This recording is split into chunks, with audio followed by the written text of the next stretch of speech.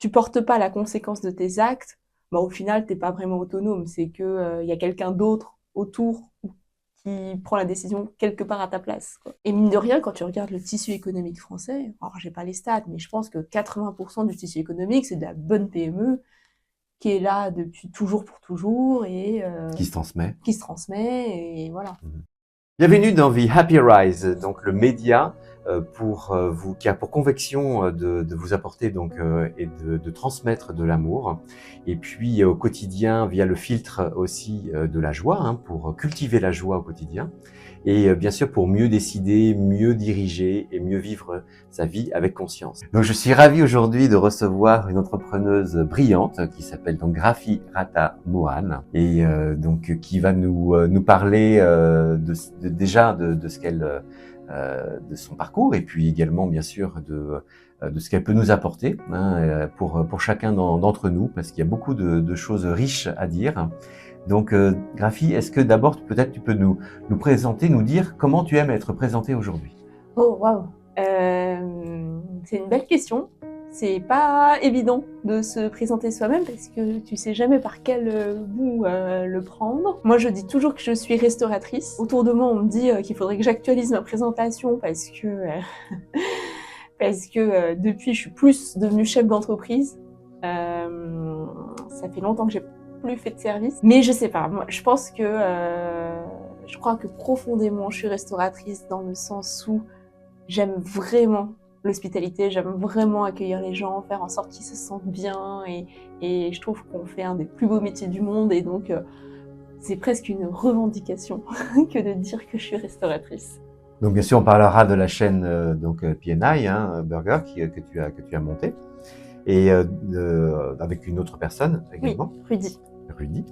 Et est-ce que tu peux nous dire également comment ce qu'ont transmis tes parents, et donc humainement, peut-être les valeurs qui t'ont aidé aussi pour être restauratrice aujourd'hui, et puis également peut-être le parcours, enfin comment ils t'ont suivi. Alors il faut savoir que moi je suis fille d'immigrés sri-lankais. Ça a un peu son importance parce que en gros mes parents ont fui la guerre et donc ils se sont vraiment retrouvés du jour au lendemain, enfin, en l'espace d'un vol de 12 heures dans un pays dont ils parlent pas la langue, dont ils connaissent rien et il a fallu se débrouiller alors que 12 heures auparavant ils avaient quand même une vie, une maison, un travail. Et des fois, je me dis, mais c'est incroyable d'avoir vécu ça, réussi à s'en sortir au point quand même de s'acheter leur maison,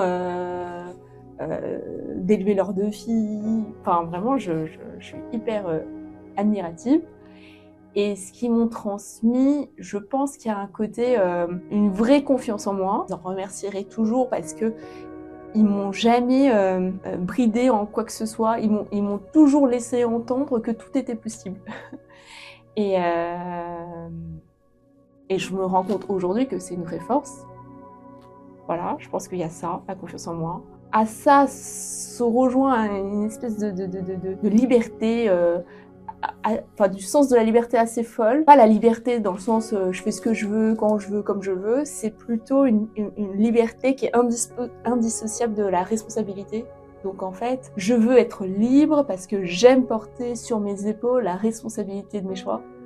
D'être vraiment maître de ce que je fais, de ce que je décide, de ce que je crée.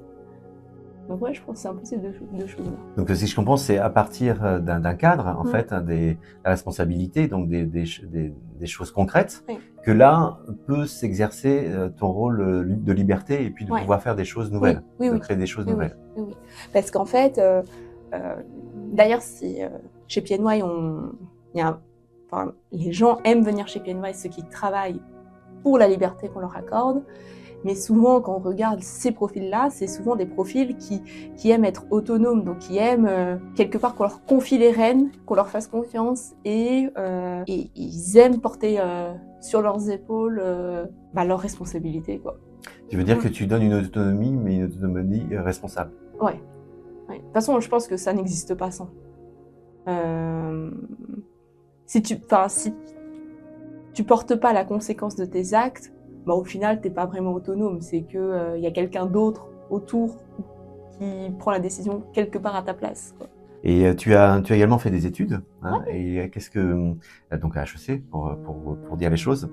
Et qu'est-ce qui t'a aidé dans ces études-là pour ta vie d'aujourd'hui avec le recul des quelques années d'entrepreneuse? Alors clairement, c'est un laissez-passer extraordinaire. C'est-à-dire que même aujourd'hui, alors que ça fait 20 ans, non j'exagère, mais ça fait longtemps. Même aujourd'hui, ça a son poids. C'est-à-dire que je vois très bien, quand on me demande ce que j'ai fait comme étude et que je réponds HEC, il se passe quelque chose dans le regard de mon interlocuteur qui se dit « Ah ouais ».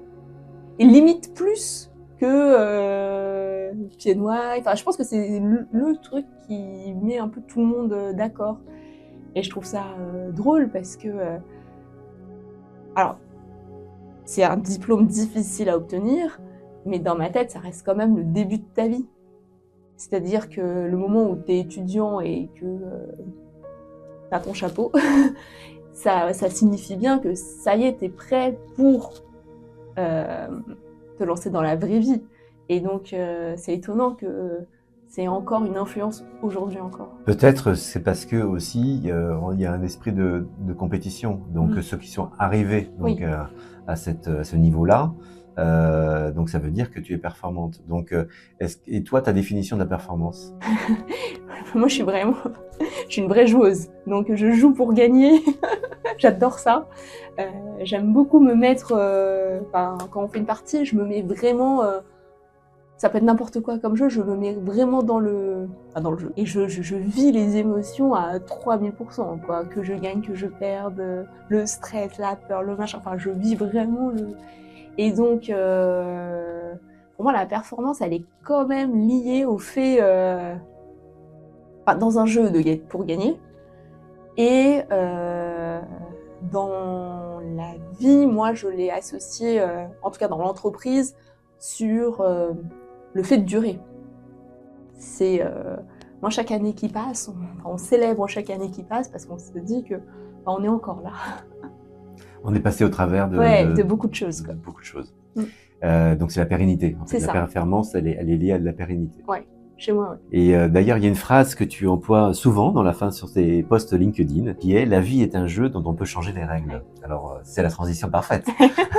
C'est clair, c'est clair. J'avoue. Moi, je pense que j'ai vraiment été marquée par mes parents qui ont littéralement changé de vie et que ça ne les a pas du tout empêchés d'avoir une belle vie, épanouie. Enfin, vraiment, j'ai vraiment eu de la chance. J'ai eu des parents aimants et je réalise à quel point j'ai été chanceuse dans la loterie de la grande vie. Même en changeant tous les paramètres de leur vie, ils ont quand même réussi à se reconstruire le cocon qui leur va bien, la vie qui leur va bien, repartir de zéro et quand même y arriver. Donc, je pense que ça a codé en moi cette idée que de toute façon, la vie, elle va toujours se poursuivre et donc on a toujours la possibilité de s'en sortir, quoi. Donc ça veut dire qu'ils t'ont transmis aussi de l'adaptabilité, ouais.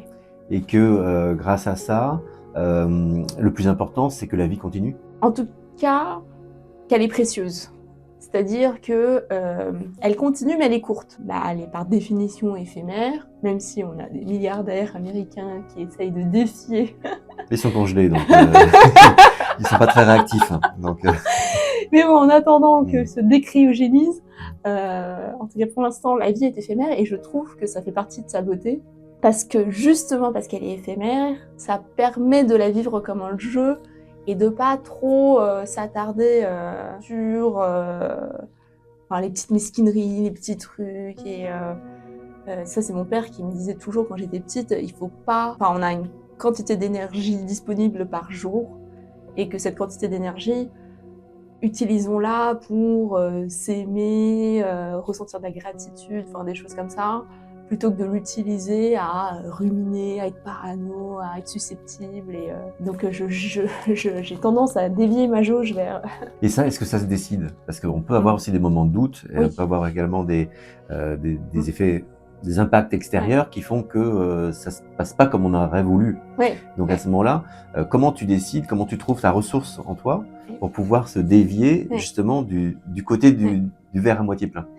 Comme il y a moi je pense que j'ai un bug dans mon cerveau qui fait que il se passe pas un jour sans qu'à un moment j'ai pensé à la mort. Donc j'ai vraiment conscience, mais dans ma chair, que cette vie un jour s'arrêtera. Et donc, je pense que du coup, je trouverais ça du gaspillage de pas en faire quelque chose. Et évidemment, j'ai des coups de mou, évidemment, il y a des moments où je suis triste et où c'est difficile et tout ça. Mais je crois qu'on peut faire vachement confiance à son corps, que finalement c'est une réplique de Vice Versa, le dessin animé de Disney. Enfin, la tristesse, elle est là aussi elle a son rôle dans tout ça. C'est que elle permet le deuil et de tourner la page et de passer à autre chose. Et donc, je pense que la tristesse, elle s'accueille tout autant que la joie. Donc le fait de savoir qu'on va mourir donne de la valeur à chaque jour. Ouais. C'est un peu le carpe diem finalement. Et le jeu. Et le jeu. Hein, et de façon plus actuelle, le YOLO. Et qu'est-ce que pour toi ça veut dire réussir sa vie? C'est difficile comme question parce que dans réussir sa vie, j'ai l'impression qu'il y a un peu un côté... j'ai du mal à répondre à la question parce que c'est comme s'il fallait attendre la fin pour dire est-ce que j'ai réussi ou pas. Alors qu'en réalité, je pense que c'est le voyage qui compte.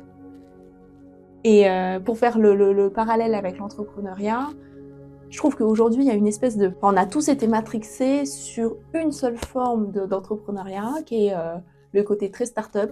Donc, je monte un truc que je fais croître super vite, je scale, je double de taille tous les 18 mois, le plus vite possible, c'est pas grave si ça casse des trucs au passage, parce que le but, c'est de faire un exit le plus gros possible, faire le truc le plus gros possible, le plus rapidement possible. Enfin, on est tous un peu lancés dans cette façon de faire, et je trouve ça dommage parce que ça a vraiment un côté où ce qui compte, c'est la fin. Et moi, j'aimerais bien qu'on montre qu'il y a une autre façon de faire, qui est, il y a aussi des modèles d'entreprise et de vie où ce qui compte, c'est pas la fin, c'est genre chaque jour que tu vis, un par un. Et mine de rien, quand tu regardes le tissu économique français, alors j'ai pas les stats, mais je pense que 80% du tissu économique, c'est de la bonne PME qui est là depuis toujours pour toujours et qui se transmet. Et voilà.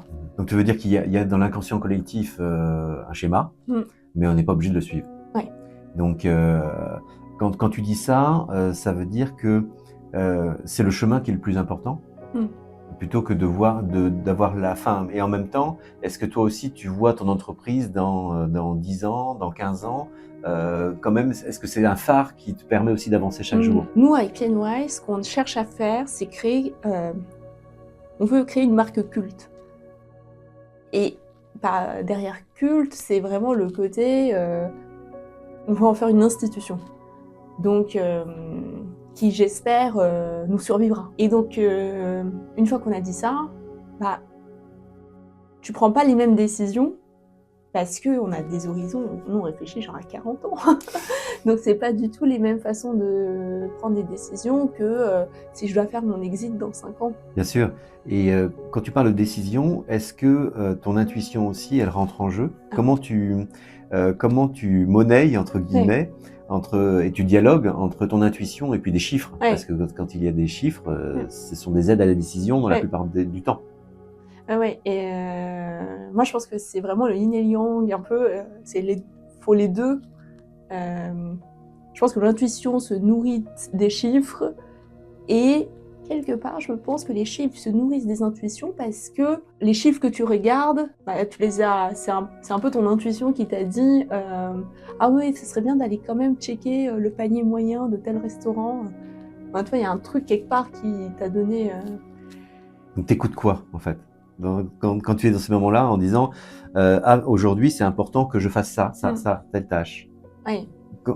Qu'est-ce qui se passe en toi? C'est un mélange, enfin c'est clairement les guts, mais qui viennent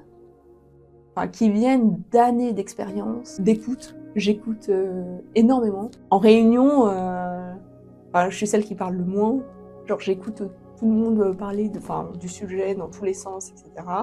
Et moi, ça me permet après de tout prendre et de tout synthétiser, parce que je crois qu'il y a une vraie force à la diversité, parce que on a des profils tellement variés que chacun va avoir une partie du problème que l'autre n'aurait jamais vu, et que c'est en prenant tous les aspects qu'au final on choisit, mais de façon consciente, que on va prendre telle direction, ok, ce côté-là, il y aura un point mort, tant pis, mais on y va quand même, mais en le sachant. Et non, je suis très très... En fait, quelque part, il y a que l'intuition qui décide. Alors, je suis peut-être extrême en disant ça, parce que nous sommes des enfants de Descartes en France, mais je pense qu'on n'a aucune réelle prise sur le réel. Enfin, tu peux pas deviner ce qui va se passer, enfin, t'essaies d'avoir le maximum d'informations pour bien décider, mais quelque part, tu sais pas ce qui va se passer, et donc, à un moment, de toute façon, faut lancer les dés. Ton intuition donc t'aide à prendre des décisions, mais elle est liée quand même aussi au réel, puisque il va y avoir un impact dans le réel. Oui. Donc, et je pense que le jeu, c'est ensuite de continuer à s'adapter au réel, à ce qui se passe. C'est-à-dire que tu lances les dés, enfin, même sur un plateau de jeu, hein, tu lances les dés, tu tombes sur telle case, et tu reprends une décision pour continuer à avancer. Et je pense que le pire, c'est de rester dans l'indécision. C'est-à-dire que je pense qu'il vaut presque mieux prendre une mauvaise décision, et ensuite voir que ça... Ah mince, j'aurais jamais dû faire ça. Et prendre une autre décision qui permette de sortir du marasme, que de rester en suspens comme ça, j'y vais pas, et il y a de quoi devenir fou. Donc ça veut dire que ce qui est important, c'est l'action, et tu valorises quelque part l'échec aussi. Ah oui.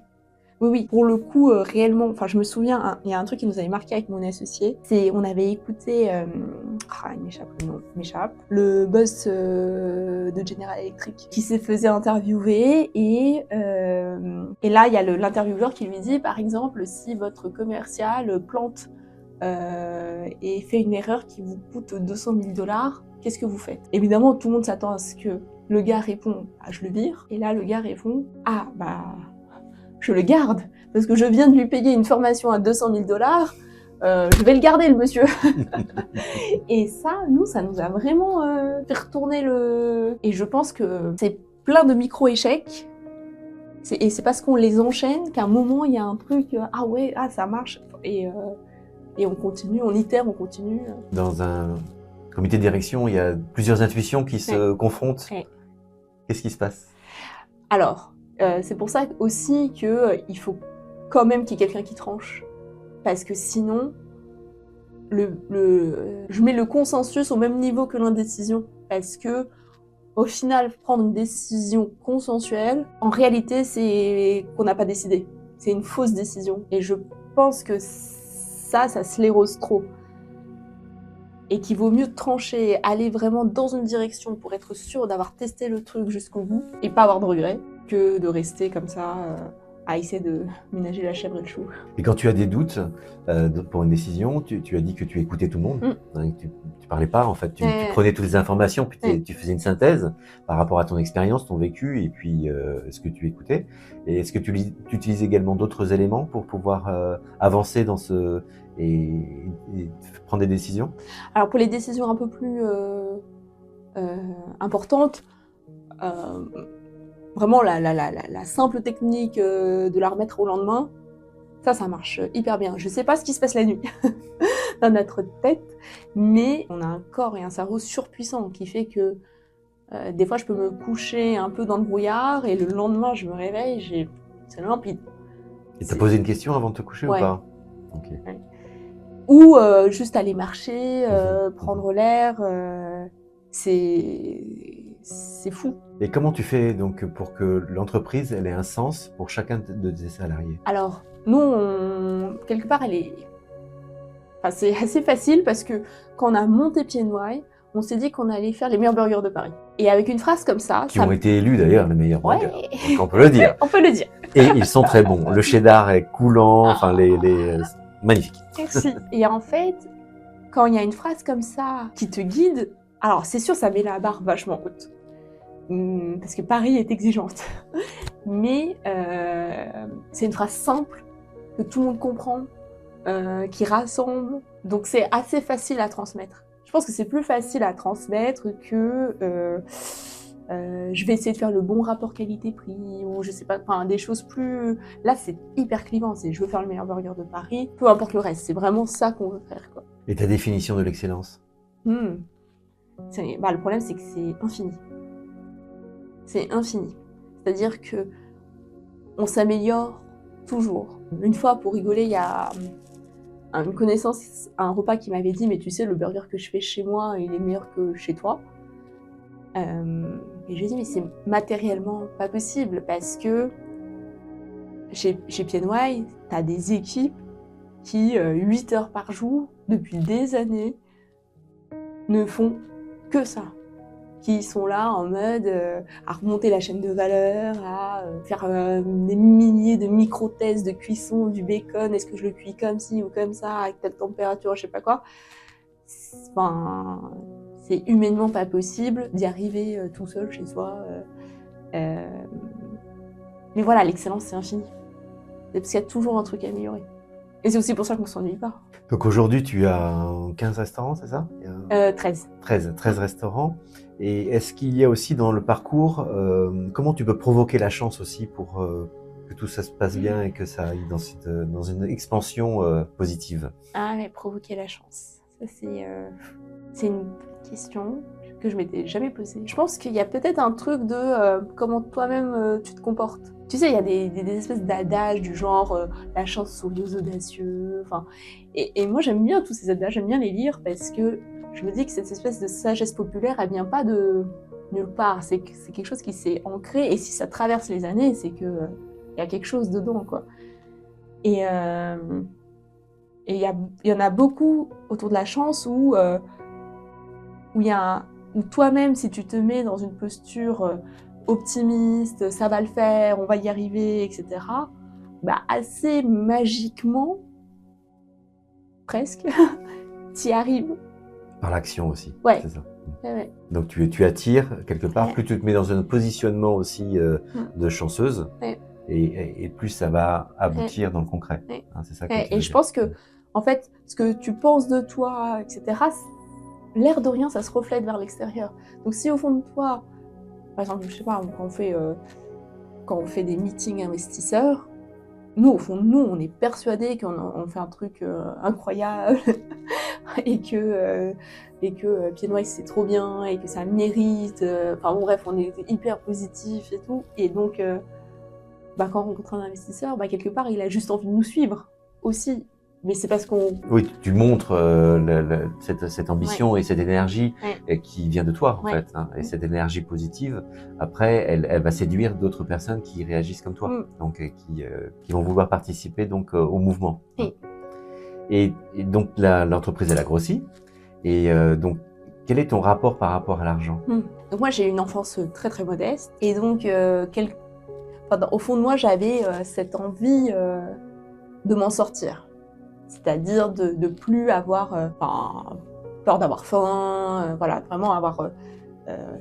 dans ma tête, c'était ça, m'en sortir. Et à un moment, j'ai estimé que ça y est, j'ai ma sécurité financière, que normalement, c'est bon, là, j'ai un diplôme, j'ai un travail, et que même si je touche du bois, que si PNY s'écroulait, j'ai les compétences pour rebondir. Enfin, une fois que j'ai construit ça, du coup, mon rapport à l'argent a changé. C'est-à-dire que au départ, il fallait que j'en accumule pour moi-même me rassurer et être bien et plus avoir peur. Mais c'est vrai qu'une fois que ça s'était fait, c'est là où j'ai commencé à réaliser qu'en fait, l'argent, c'est pas juste un vecteur de sécurité, ça peut être plein d'autres choses. Tout dépend de ce qu'on en fait. Et du coup, là, j'ai commencé à regarder autour de moi le monde. Et donc, j'ai par ailleurs investi dans d'autres projets. Comme le temps, c'est un peu de l'argent, j'ai aussi, même si j'ai pas mis de l'argent dedans, mais je suis à la tête d'une asso. Enfin, je m'ouvre les chakras. Enfin, c'est vraiment, je découvre que le monde... C'est comme si j'avais coupé le cordon. Je vous invite aussi à regarder l'interview qu'on a fait avec Christian Junot. Et c'est par rapport à l'argent, et c'est ça dépend vraiment de comment on se sent. Si on se sent déjà en sécurité, eh bien, on a un rapport à l'argent et des peurs qui est très différent de si on se sent pas en sécurité. Et après, c'est comment on investit et comment on l'emploie, cet argent-là. C'est un peu comme quand ils disent dans les avions, mettez d'abord votre masque avant de mettre celui. Bah moi c'était vraiment ça. C'est-à-dire que maintenant que j'ai mis mon masque et je respire et j'ai plus peur, bah là j'ai juste envie de rendre l'appareil, quoi. Donc dans l'entreprise, est-ce que les valeurs qui sont de l'entreprise sont exactement les mêmes que les tiennes, ou est-ce qu'il peut y avoir des différences entre celles du dirigeant et puis celles de son entreprise? En fait, on est deux. Donc les valeurs de PNY, c'est un mélange de nous deux. Vraiment, c'est vraiment un joli mélange de nous deux. Parce que on est à la fois très très complémentaires, on a énormément de valeurs en commun, mais on a aussi des différences. Et je pense qu'on a réussi à mener notre barque à ce niveau-là. Par exemple, je pense que la différence fondamentale, c'est-à-dire tous les deux, on a vachement conscience de la mort. Ça, c'est un truc qui nous rapproche. Mais on ne traite pas, on n'a pas la même réponse à ça. Lui, il se dit, la vie, elle est hyper courte, donc il faut vraiment la prendre au sérieux. C'est-à-dire que c'est un cadeau et il faut vraiment en faire quelque chose, c'est important, c'est sérieux. Et moi, c'est l'inverse. C'est la vie, elle est courte, du coup, faut pas la prendre au sérieux. C'est tout autant un cadeau et donc il faut, quoi. Et c'est vraiment PNY, c'est un peu ce drôle de mélange. Donc c'est un peu le yin et le yang. C'est totalement le yin et le yang. Et on se comprend parce que tout comme le yin et le yang, il y a un peu de lui en moi et un peu de moi en lui. Et donc vous êtes complémentaires. Totalement. Il y a une des valeurs aussi, c'est d'avoir des endroits, des restaurants qui sont vraiment finis au niveau de la décoration et le beau. Oui. Donc le beau, c'est important pour vous comme valeur pour l'entreprise et quelle est un peu ta définition aussi du beau? Ah ouais, c'est le beau pour nous, chez nous, c'est comme le bon, c'est tout aussi essentiel. D'ailleurs, quand je suis arrivée là dans la rue, j'ai eu mon moment de beau et ça m'a fait un vrai bien. Le beau pour moi, c'est ce moment où tu le sens dans le corps. Tu sais, limite ça coupe le souffle où t'es là. Et c'est cette émotion-là que ça va susciter. En fait, je trouve qu'il y a quelques trucs qui te font vraiment sentir vivant, et le beau en fait partie. Je sais pas, même un coucher de soleil ou quoi, ce côté où ça te saisit, je trouve que ça te rappelle que t'es vivant, quoi. Il y en a pas beaucoup des moments comme ça. Il va par exemple y avoir, alors je sais pas si ça s'appellerait comment, mais par exemple les moments où tu comprends quelque chose. Oui, il y a une prise de conscience. Immédiate. Ouais. Là, c'est comme si ça venait de l'extérieur et que ça intègre et que ça rentre en nous. Donc il y a vraiment cette prise-là. Donc c'est du souci, on parle d'expérience à ce moment-là. Quand le beau se manifeste et puis qu'on en prend conscience et que ça nous réjouit. Finalement, c'est là que c'est de faire vivre ces expériences-là, comme tu le fais dans les restaurants. Et en plus, moi j'ai tendance à dire qu'il y a un côté universel, et ça ne veut pas dire que tout le monde va trouver tout beau ou moche de la même façon. Ça veut simplement dire que je pense que tout le monde a expérimenté le fait de trouver quelque chose de beau, que ça émeut, que ce soit un but magnifique dans un match de foot, que je disais un coucher de soleil, que un tableau de Van Gogh, enfin ça peut être n'importe quoi, mais je pense que c'est ou une assiette de PNY. Ou une assiette chez PNY. Et à ce moment-là, comment tu justement puisque ça s'agrandit, comment tu peux garder aussi un esprit artisanal? Et puis, c'est pas péjoratif si je dis ça, hein, vraiment, c'est du côté aussi fabrication vraiment la plus minutieuse. Et comment tu peux trouver aussi des fournisseurs qui correspondent à ta charte? Alors, c'est très difficile. Et la seule réponse qu'on a trouvée à cette question jusqu'à présent, c'est la lenteur. C'est-à-dire que, ne serait-ce que la viande, par exemple, on est en direct producteur. Il faut lui laisser le temps à son cheptel de grossir, de pouvoir absorber.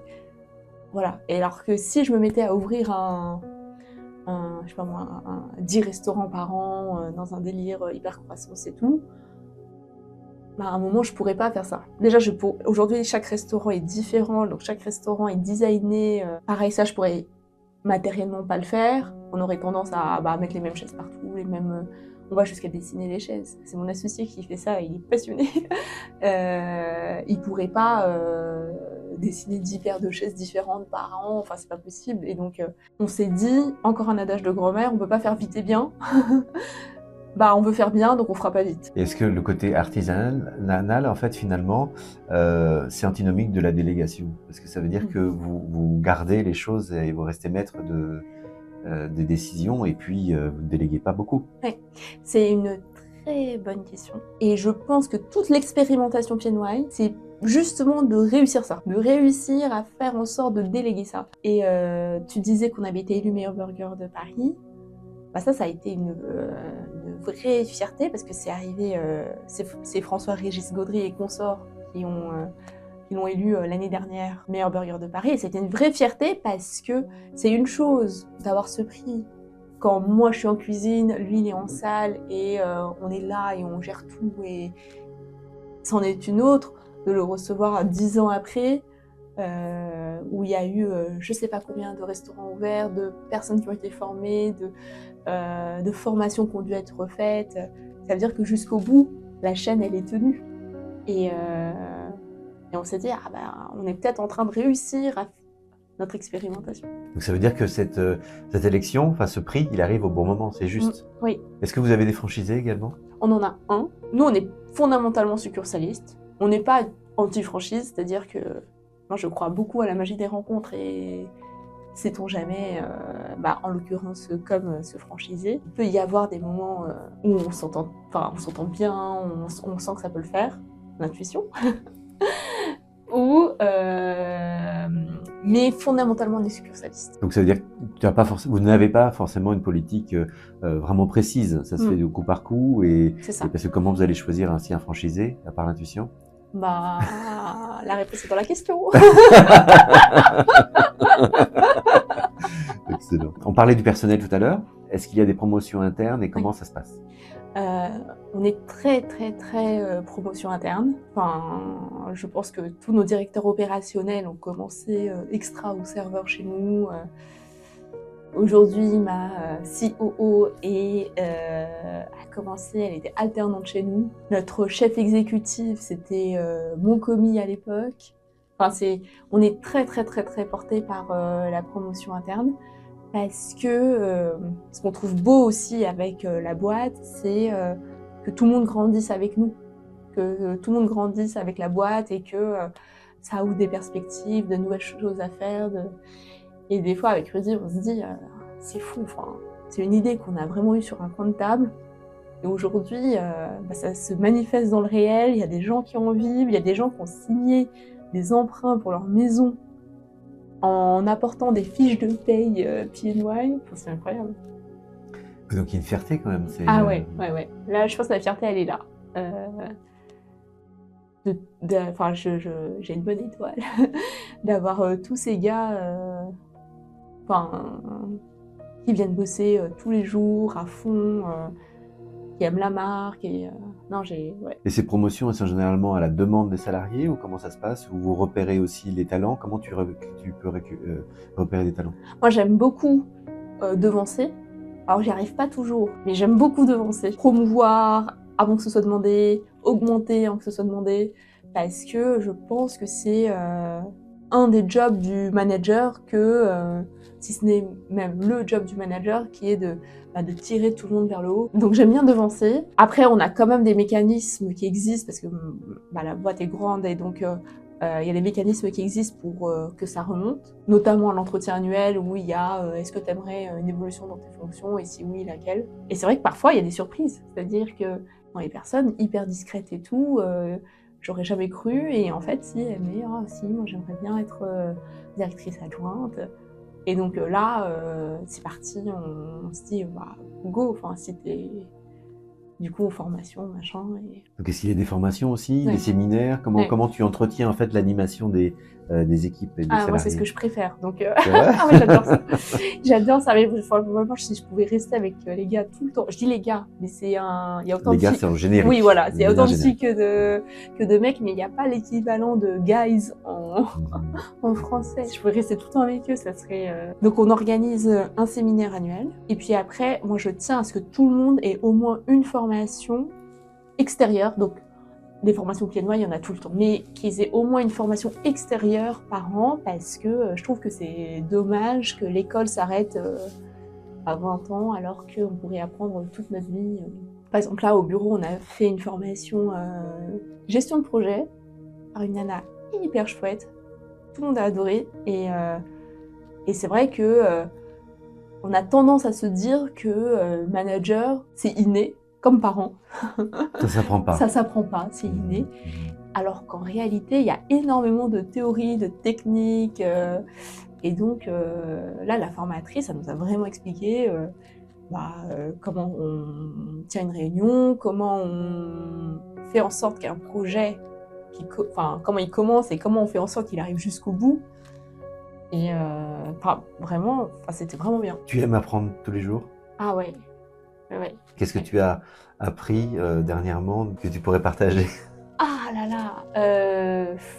Mais moi, je lis énormément ou sinon j'écoute des podcasts. Donc je passe mon temps à m'abreuver. Enfin, j'aime trop ça. J'ai rien d'extraordinaire. Oui, mais ça fait partie de la vie. Oui. Alors attends, je réfléchis. Ah si, hier, c'est les enfants qui m'ont raconté ça. Ils m'ont demandé comment t'expliques à un martien.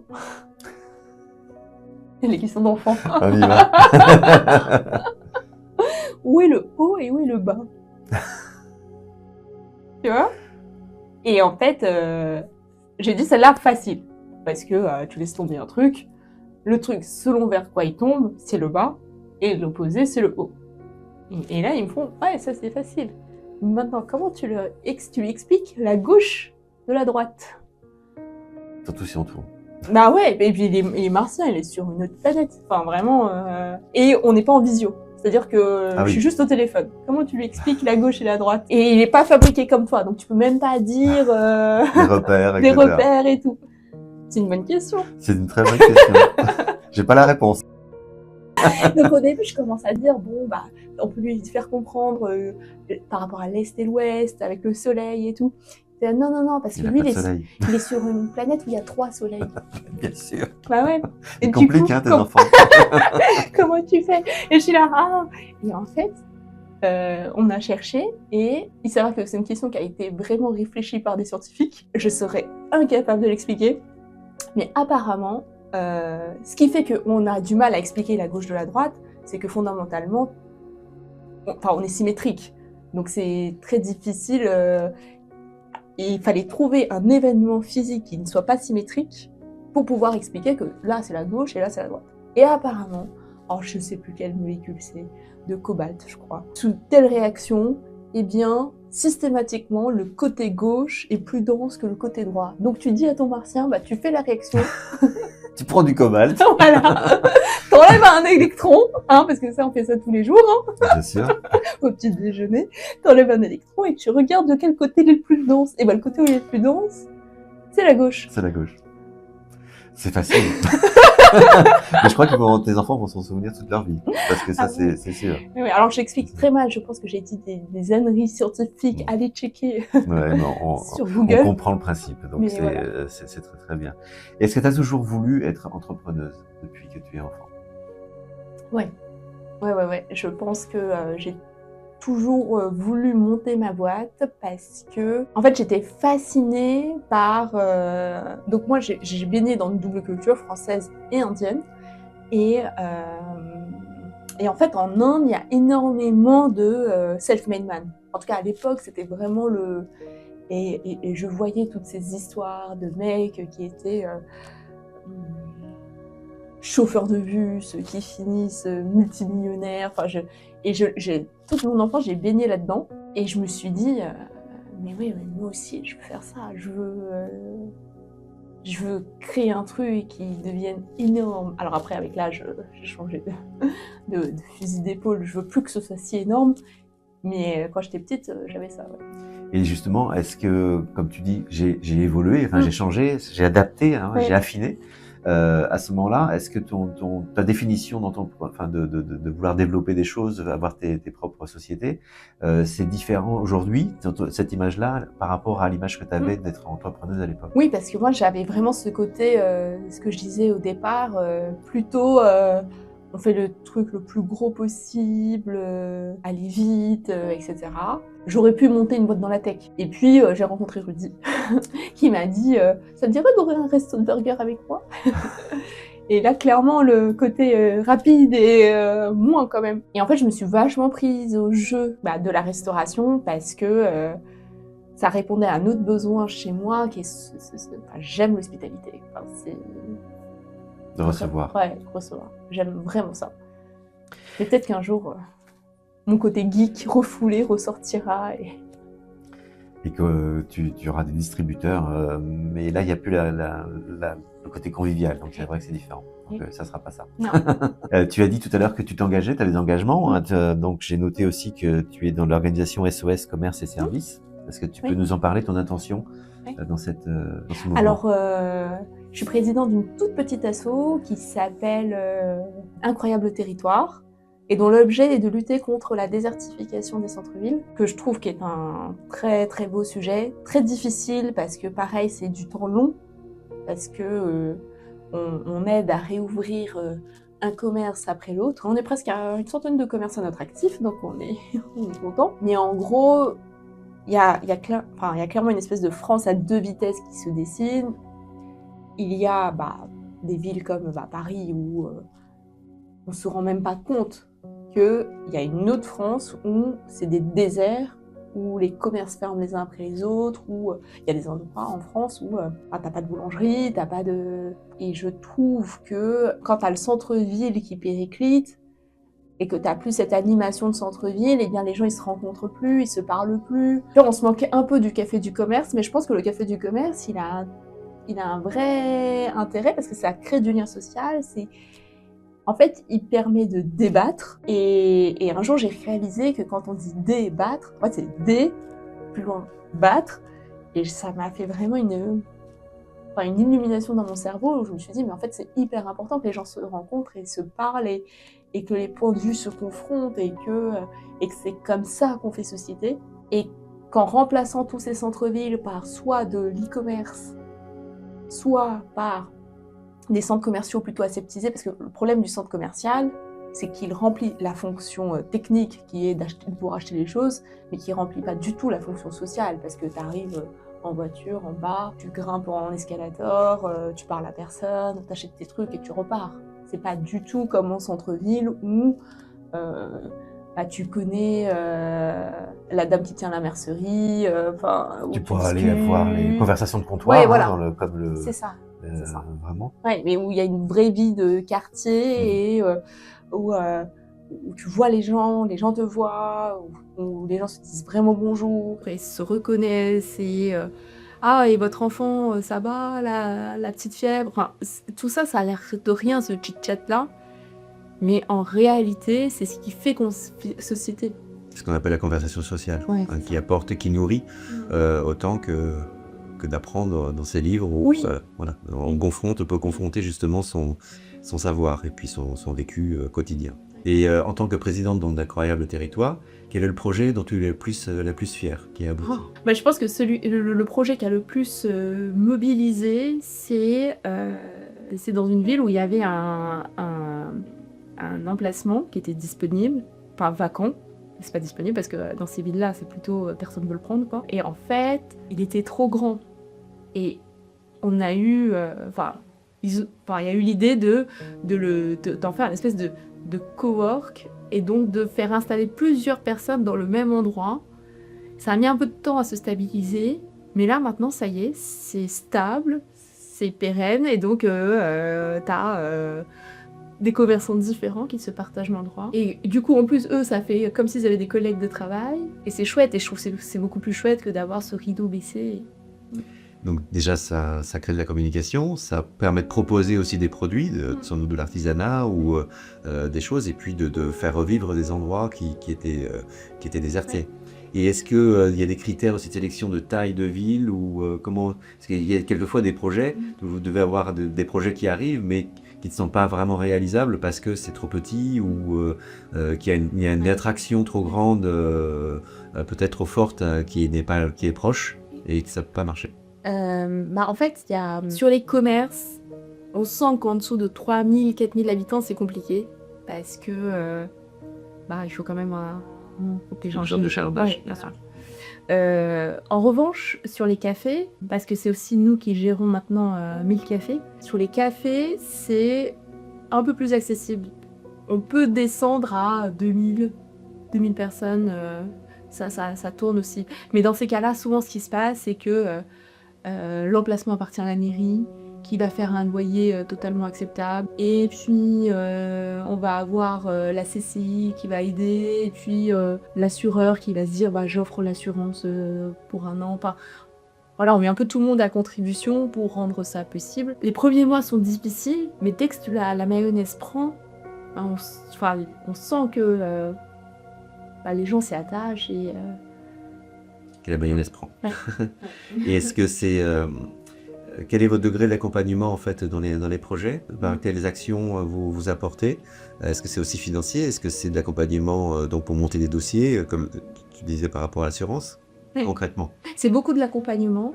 En gros, ce qu'on fait, c'est, par exemple, là, dernièrement, j'étais à Évian-les-Bains. Alors, Évian, c'est quand même une ville assez connue, très belle. Ils accueillent le G7 bientôt, là, en juin. Et pourtant, quand j'y suis allée, il y avait 5-6 rideaux WC. Enfin, c'est fou qu'une ville aussi emblématique puisse... Et donc, à ce moment-là, ce qu'on fait, c'est qu'on organise un espèce de hackathon. On fait venir... En fait, on secoue la ville, on met un joyeux bazar en disant...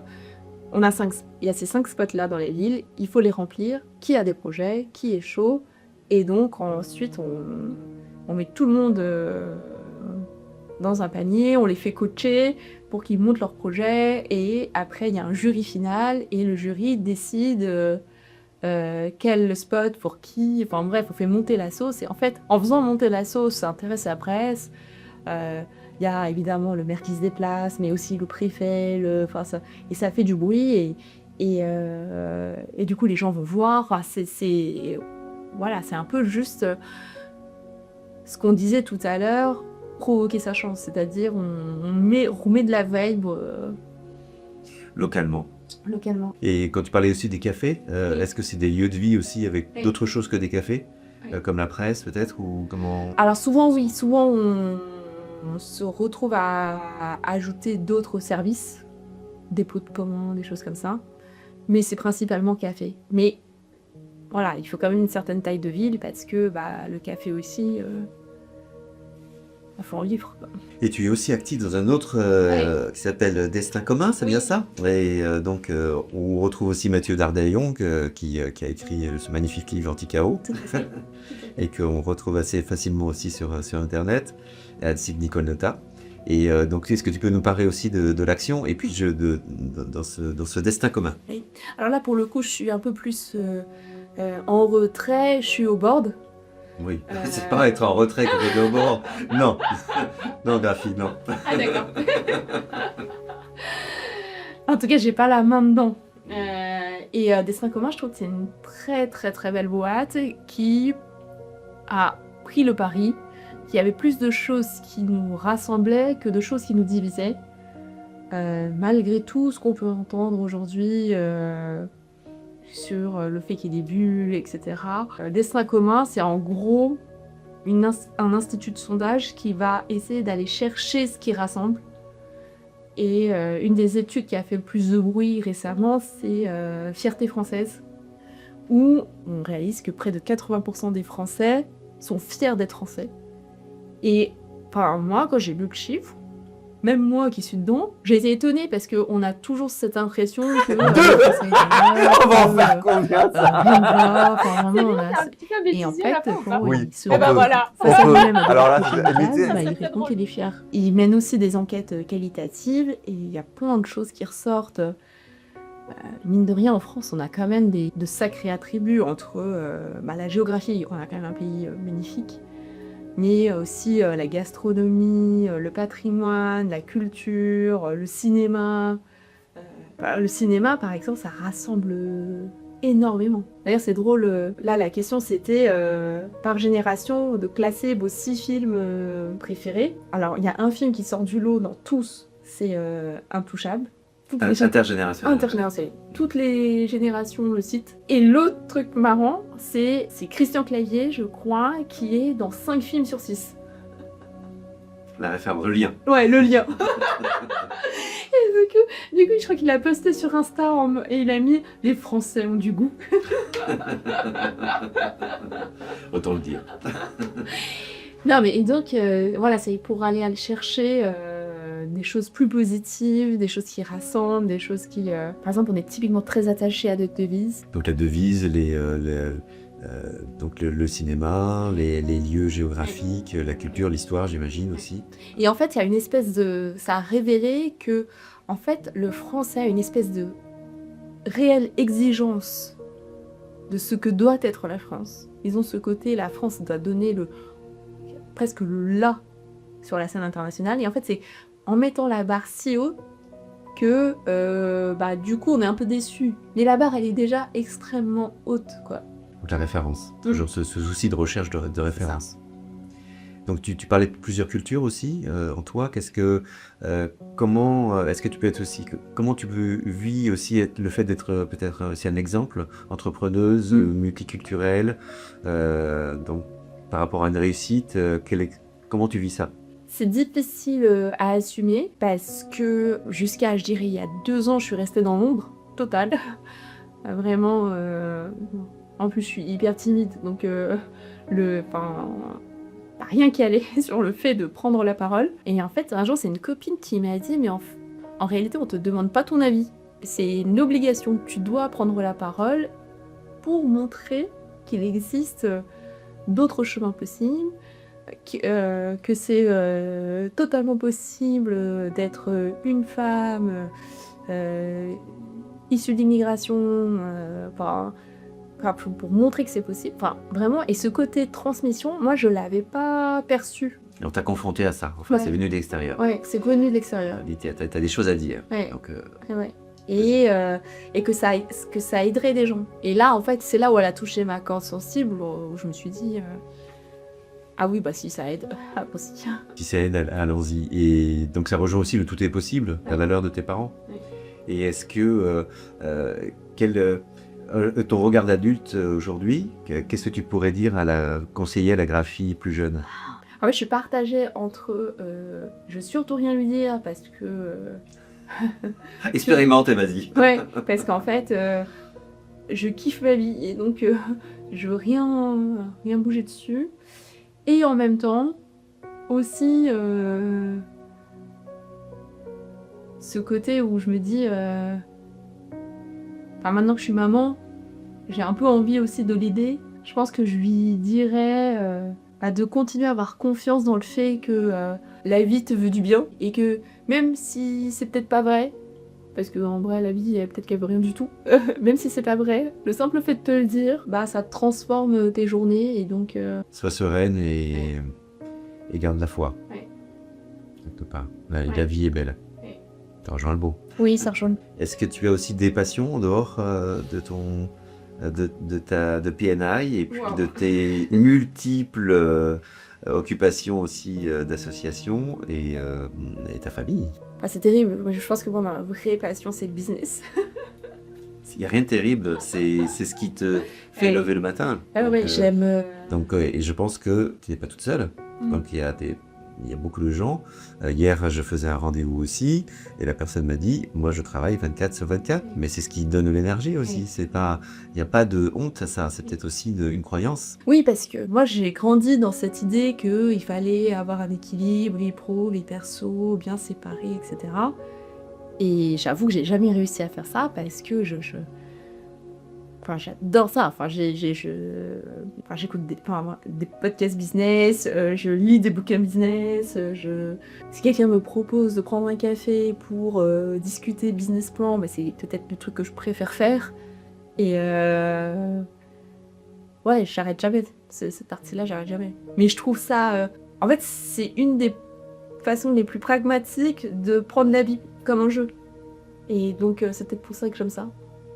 Oui, parce que tu sais, en fait, en prenant les informations, tu sais aussi après comment tu vas l'appliquer et que tu as envie d'appliquer. En fait, tu as envie aussi de concrétiser ce que tu apprends et puis ce que tu recherches. Ah ouais, c'est ça. Il y a de l'émulation, en fait, donc tu as tout de suite envie après d'appliquer. Donc les journées passent très vite. Très très vite. Et est-ce que tu as des mentors? Tu parlais de livres, etc. Est-ce que tu as des personnes quand même qui t'ont vraiment aidé dans ton cursus? Oui, alors déjà avec mon associé, c'est vraiment... on a vraiment un côté sparring partner qui... on se challenge beaucoup. Et en dehors de nous, on a eu plusieurs fois des mentors, et notamment un qu'on a eu à travers l'IME, qui est l'Institut du mentorat. Jean-Louis Poirot, qui est la personne qui a fondé les spas 5 mondes. Et ça, pareil, ça a été fascinant comme accompagnement, parce que... c'est drôle parce qu'à l'époque, quand on le rencontre, on était... Alors nous, on est parisiens et on allait ouvrir notre restaurant à Lyon. Donc c'était la première fois qu'on sortait de Paris. Et donc je le vois et c'est mon sujet du moment. Et je suis là, waouh, comment je vais faire? C'est à Lyon, c'est loin. Enfin, j'étais là-dedans. Et il m'a dit, ah, c'est marrant parce que moi, je viens d'ouvrir à Singapour. Toute une question de recul et de relativité. Et là, j'ai fait... Il n'y avait pas une meilleure entrée en matière possible dans le mentorat, parce que je pense que c'est précisément ça, c'est d'avoir quelqu'un qui l'a fait avec toi, et rien que de savoir qu'il l'a fait, tu te dis, ça veut dire que c'est possible et je vais pouvoir je vais y arriver. C'est un bel exemple. Et est-ce que tu aurais une personnalité ou que tu aimerais voir manger dans ton restaurant, à déjeuner ou à dîner? Alors déjà, on a tout plein de stars. On a eu beaucoup de monde. Hein. On a eu le showbiz, machin. On a aussi eu les chefs qui sont venus goûter, parce que on a fait de la presse et tout, donc ça a pas mal attiré du monde. Voilà, comme ça, moi j'ai un chef que je trouve incroyable, c'est un chef américain, Thomas Keller, qui a The French Laundry côte ouest et qui a percé à New York. Et alors je connais ni d'homme ni d'Adam, mais pour moi c'est un... De grade. Ouais. Et je me dis, si lui un jour il vient manger, je pense que je syncope. L'appel est lancé. Et de toute façon, les conversations sont traduites aussi en anglais, donc il n'y a pas de... donc il y a... le public est large. Donc potentiellement. Avec plaisir. Et est-ce que... Quel rêve aussi tu as toujours, Alphamo? Alors j'en ai un qui va bientôt se concrétiser, mais je peux pas le dire encore, je suis hyper... Mais c'est l'équipe qui m'ont dit, tu ne dis rien. C'est pas encore le moment, on attend 2 semaines. 2 semaines? Ouais. Ah bah quand la conversation va sortir, on le saura. On l'écrira dans la description quand on va mentionner tout ça. Il y a un joli rêve qui arrive et qu'est-ce que j'aurais d'autre en rêve? Je peux apporter ma pierre à l'édifice, mais je rêve que collectivement on décide de ralentir. Je trouve qu'aujourd'hui on a choisi la voie de l'accélération parce qu'on a l'impression que ça vous permet de maîtriser le temps. Et moi je pense qu'il y a une autre façon de maîtriser le temps, c'est de le prendre tout simplement. Et j'espère qu'à un moment, on se rende compte que l'accélération elle va vers un cul-de-sac et qu'à un moment, il y a faire la paix avec ça. Et c'est pas un joli mot, j'allais dire se contenter, mais se contenter dans le bon sens du terme, avec le mot content de ce qu'on a. Merci beaucoup pour ce très beau message de fin. Merci Graphie, et à très bientôt pour une nouvelle conversation dans The Happy Rise. Merci. Et aujourd'hui, je suis ravi de recevoir une entrepreneuse très brillante qui s'appelle donc Graphie Rata Mohan. Presque. Donc qui pas s'appelle. Évident. Je voulais te demander avant en fait, et puis je me suis dit c'est pas grave. Ouais, ça sera cool. C'est pas grave, je peux m'appeler Dupont pour l'occasion. Ça marche. Je suis ravi aujourd'hui de recevoir une entrepreneuse vraiment brillante qui s'appelle Rafi. Deux. On va en faire combien ça? C'est bien, tu fais un bêtisier à la fin ou pas? Oui, Et ben voilà. on peut. Alors là, Ça serait très drôle.